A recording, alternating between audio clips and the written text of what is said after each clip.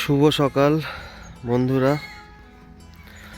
আমার channel village live ব্লগে আমি অয়ন আপনাদের সবাইকে স্বাগতম জানাচ্ছি। বেশ কিছুদিন আগে আমি আমার এই জেঠুর তৈরি বেগুনের বাগানটা আপনাদের দেখিয়েছিলাম। তো এখন দেখুন জেঠু এটা পুরোটা ঘিরে দিয়েছে, কারণ এবার বেগুন গাছে বেগুন আসা শুরু হয়ে গেছে। আমি আপনাদের সবাইকে দেখাবো এটা যে কি পরিমাণ বেগুন এসেছে, যে অর্গ্যানিক ফার্মিং করলে যে কতটা ফল পাওয়া যায় তারই একটা ভিডিও আমি আপনাদেরকে করে দেখাবো। এটা কিন্তু সম্পূর্ণ অর্গ্যানিক। এখানে আমি এসেছিলাম, আর জেঠু যিনি এটা করেন তার বয়স কিন্তু অলমোস্ট 80। যে এটা দেখাশোনা করে সব কিছু করেন তার বয়স 80-র বেশি হবে, তবু কম হবে না। দেখুন অজস্র বেগুন দেখতে পাচ্ছেন। আর এইখানে আমার বাড়ি এখান থেকে একটুখানি, তো আমি অফিসের কাজের ফাঁকে যখনই সময় পাই তো আমি এই ক্ষেতটায় আসি। আমাকেও এরা অত্যন্ত ভালোবাসে। যখনই আসি জেঠু যদি থাকে আমাকে বেগুন দেয়। এই যে দেখছেন এটা হচ্ছে পটলের গাছ। পটল গাছটা এখনও রেডি হয়নি। এটা হচ্ছে এই যে গাছটা দেখছেন, পটল গাছ কিন্তু মরে না। যখন অফ সিজন আসে এই গাছটা সম্পূর্ণ শুকিয়ে যাবে, কিন্তু এই গাছটা নষ্ট হবে না। আবার যখন দরকার হয় তখন কি হয়, এই যে মাচাটা যেটা করা আছে পটল গাছের, এইটা কি এরা মাচাটা সুন্দরভাবে রেডি করে নেবে, করে নিয়ে যে গাছগুলো এই যে গাছগুলো যেগুলো মরে গেছে এগুলোকে কেটে বাদ দিয়ে দেওয়া হবে। বাদ দিয়ে আবার এর যখন সার এবং ওষুধ, যে ধরনের ওষুধ এতে দিতে হয় যাতে এতে নতুন শেকড় বেরোয়, সেই সমস্ত জিনিস যখনই দেয়া হবে তখনই আবার এই গাছটা কিন্তু সবুজ হয়ে যাবে এবং তাতে ফুল আর আপনার ফল ধরা শুরু হবে। আদারওয়াইজ পটল গাছ নষ্ট হয় না। পটল গাছের আল মানে হচ্ছে শেকড় দেয়া থাকলে এ আপনার সারা বছর ফল দেবে। তো এটাও রেডি করবে, জেঠুর সাথে আমার কথা হচ্ছিল। এটা যখন রেডি হবে তখন আপনাদেরকে আমি সম্পূর্ণ ভিডিও করে দেখাবো যে দেখুন পটল গাছ কিভাবে রেডি করা হয়। আর আজকে যে জন্য এসেছি সেটা হচ্ছে আপনাদেরকে অ্যাকচুয়ালি এই ভেতরটা ইনি জেঠু সার দিয়েছে এবং ছেঁচা জল দেওয়া হয়েছে, যার কারণে আমি ভেতরে ঢুকছি না, কারণ ভেতরে ঢুকলে সারগুলো জলগুলো লেগে যাবে পায়েতে। তো বাইরে থেকে যতটা সম্ভব আমি দেখাবার চেষ্টা করব। দেখুন দেখুন কত বেগুন এসেছে। আর এগুলো হচ্ছে কি বলুন, পাখিদের একটু উৎপাত আছে। এখানে তো কোনো ওষুধ দেওয়া হয় না। ওষুধ দিলে পাখিরা, এই যে ফুল এসছে দেখুন কত ফুল এসেছে, আরও অনেক বেগুন ধরবে এটাই সবে ফল দেওয়া শুরু করেছে। আর এতে যদি ওষুধ প্রয়োগ করা হয় তাহলে যে সমস্ত পাখিরা এসে এখানে বেগুন গাছের এখানে বসবে তারা সবাই মারা যাবে খেলেই। তো আমরা এখানে কোনো ওষুধ দিই না। দেখতে পাচ্ছেন এইখানে একটা বেগুন হয়ে আছে, ভর্তি বেগুন হয়ে আছে। আর ওই যে দিকটা দেখছেন খোঁড়া হয়েছে, এইখানে কিন্তু পালং শাক চাষ করা হবে। এই জায়গাটায় দেখছেন, এটায় পালং শাক চাষ করা হবে, একটু টমেটো দেওয়া হবে। এই যে দেখুন টমেটো, এইটা হচ্ছে টমেটো গাছ। আমি ছোট অবস্থায় দেখিয়েছিলাম টমেটো গাছ।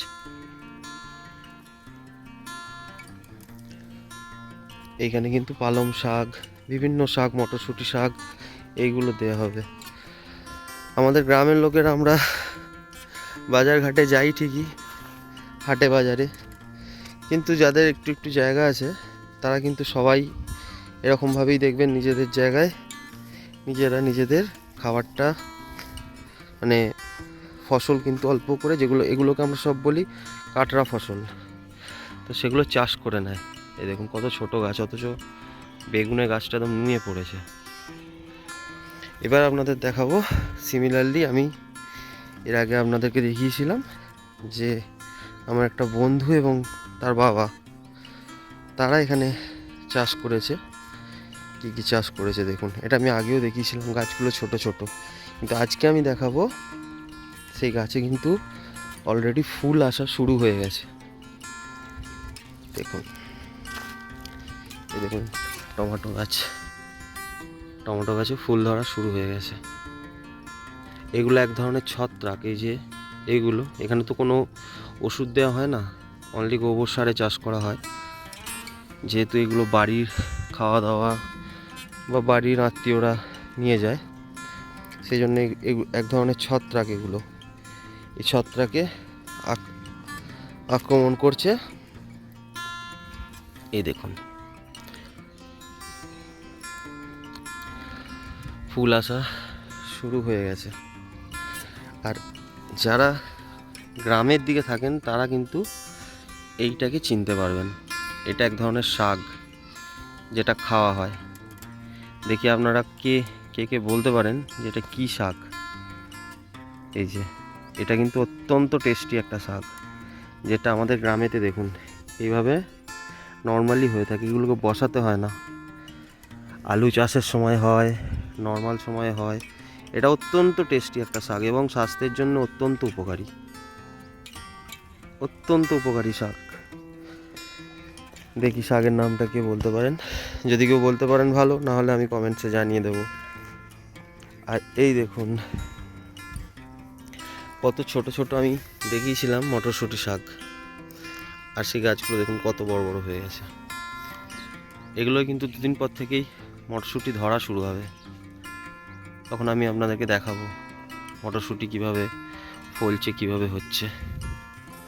আর ওই দিকটায় রয়েছে পেঁয়াজ কলি না, এটা পেঁয়াজেরই গাছ, পেঁয়াজ হবে। এটা সম্পূর্ণ আলুর ক্ষেত। দেখাই, আমার বাড়িতে আমিও চেষ্টা করেছি একটুখানি, সেটাও কোনোদিন সম্ভব হলে দেখাবো আপনাদেরকে, যদিও একটুখানি জায়গায় একদম। এই দেখুন পেঁয়াজের গাছ কত সুন্দর হয়েছে দেখুন, এখানে সব পেঁয়াজ দেওয়া আছে। এগুলো কলি হিসেবেও, মানে পেঁয়াজ শাক হিসেবেও খাওয়া যায়, আবার কিছুদিন রাখলে বড় বড় পেঁয়াজ হবে। নিচে খুব বড় বড় পেঁয়াজ হয়। এইবার দেখায় আপনাদেরকে যে ফুলকপি করেছে। এর আগের বারের ভিডিওটা আপনারা যদি না দেখেন, আপনি দেখবেন আমার চ্যানেলেই দেয়া আছে। গাছগুলো কত ছোট ছোট ছিল।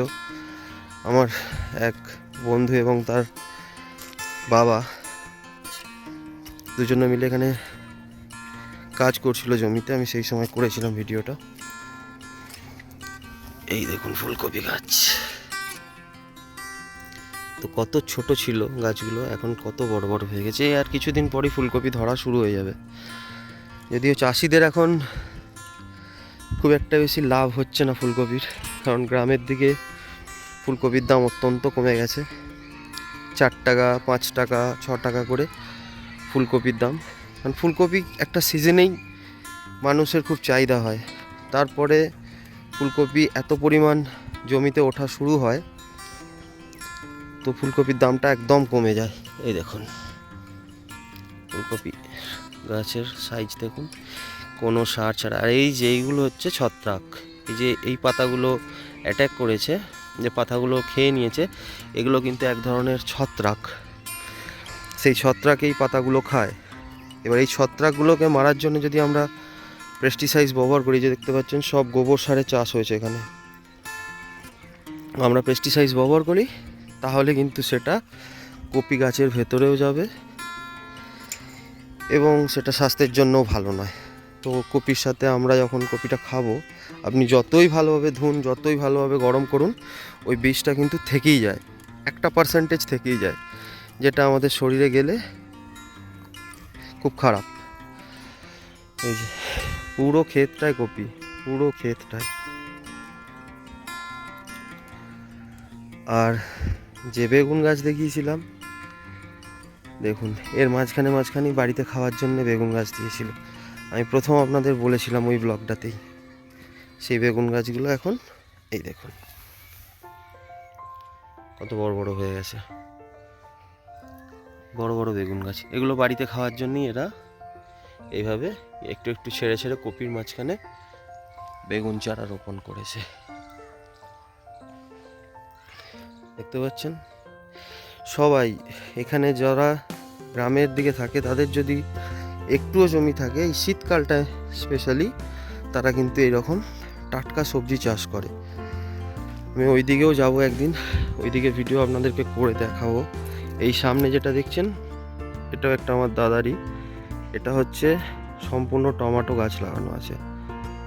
আপনি যে কঞ্চিগুলো বা ইয়েগুলো পোঁতা দেখছেন, এটার কারণ হচ্ছে টমেটো গাছ যখনই একটু বড় হয়, তো ফল আসা যখনই শুরু হয়, টমেটো গাছের শাখা প্রশাখাগুলো খুব নরম হয়, তো ওরা ফলের ভারে পুরো নুইয়ে পড়ে, মানে একদম মাটির সাথে মিশে যায়। সেইগুলোকে ঠিক করার জন্যে,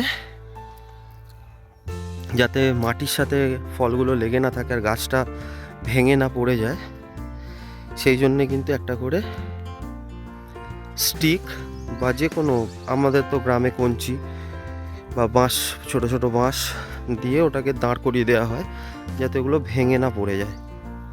আর এ পাশে আপনি যত দূর বিস্তীর্ণ দেখতে পাচ্ছেন, যত দূর দেখতে পাচ্ছেন বিস্তীর্ণ শুধু আলু চাষ, বিভিন্ন ধরনের আলু এখানে চাষ হয়।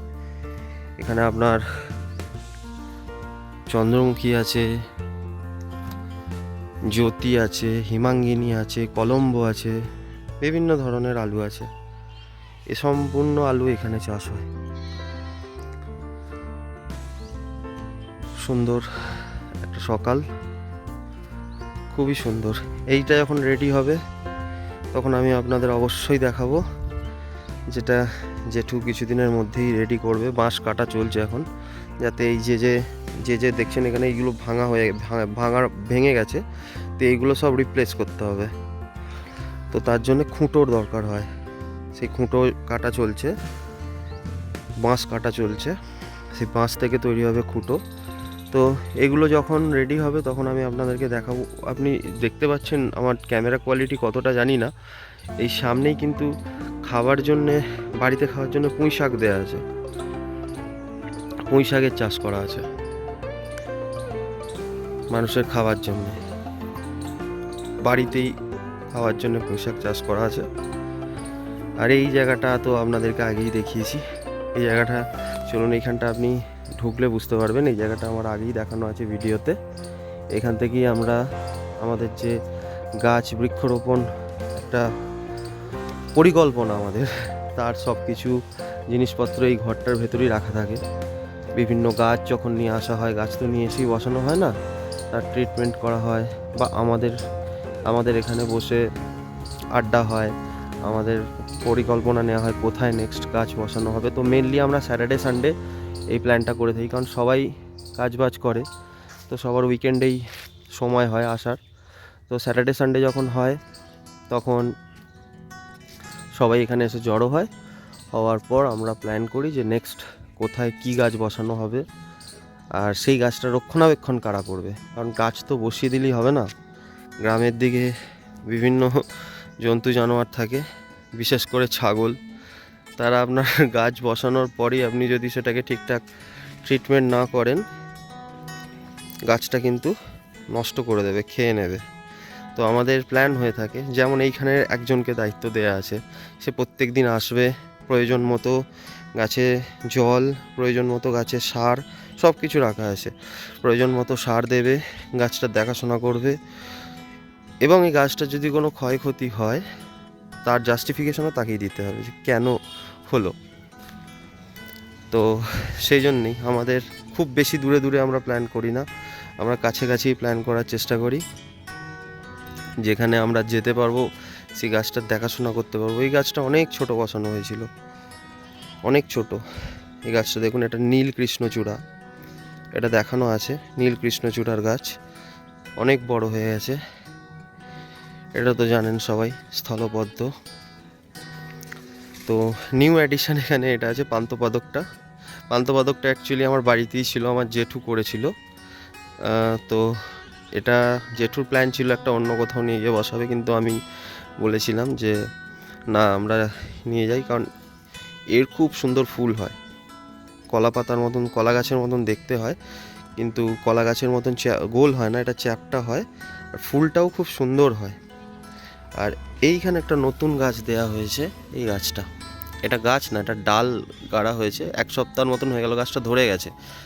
এই গাছটার নাম যদি কেউ জানেন বলবেন, দেখি বলতে পারেন কি না। এই গাছটা কি গাছ? আর রাখি ফুল তো অনেক বেড়ে গেছে, দেখতে পাচ্ছেন রাখি ফুল এখন কতটা বড় হয়ে গেছে। এই আকর্ষক ফেলে ডালটা ধরা শুরু করে দিয়েছে, এটা এত বড় হয়ে গেছে। এটা একদম ছোট্ট গাছ বসানো হয়েছে। আর এর পাশে এই যে গাছটা দেখছেন ছোট্ট, এটা গাছই, এটা হবে, এটা ওই আল এনে বসানো হয়েছে। এই গাছটার নাম, এই গাছটা রাখি ফুলের মতনই ফুল হবে, আর নামটা আমি ভুলে গেলাম, আমি তাহলে বলতাম আপনাদের, কিন্তু রাখি ফুলের থেকে অনেক বড় ফুল হয়। এই আর কি, চলুন আজকের ব্লগটা এখানেই শেষ করলাম। সকালবেলা গ্রামের এই অপরূপ দৃশ্য, আমরা খুব লাকি যে আমরা গ্রামে থাকতে পারছি, বাড়ি থেকে কাজ করতে পারছি।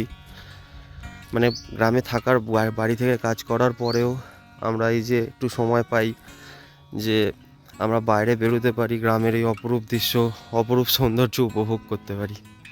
তো আপনাদের সবাইকেও বলবো, রিকোয়েস্ট করব, যদি সময় পান আসবেন, গ্রামে ঘুরে দেখবেন, রাত্রিরে স্টে করার চেষ্টা করবেন গ্রামে। এইটা একটা হচ্ছে বাক্স বাদাম গাছ, আমরা তো বাক্স বাদাম বলি, আপনারা কি বলেন আমি জানি না। এর খুব সুন্দর একটা খোল হয়, খোলের ভেতরে বাদামগুলো সুন্দরভাবে সাজানো থাকে। এই যে ধরে আছে, দেখুন কত বাদাম ধরে আছে, এটা বাদাম, এগুলো গাছে যেগুলো ধরে আছে এগুলো সব বাদাম। চলুন আজকের মতন টাটা, সবাই ভালো থাকবেন, সবাই সুস্থ থাকবেন, টাটা।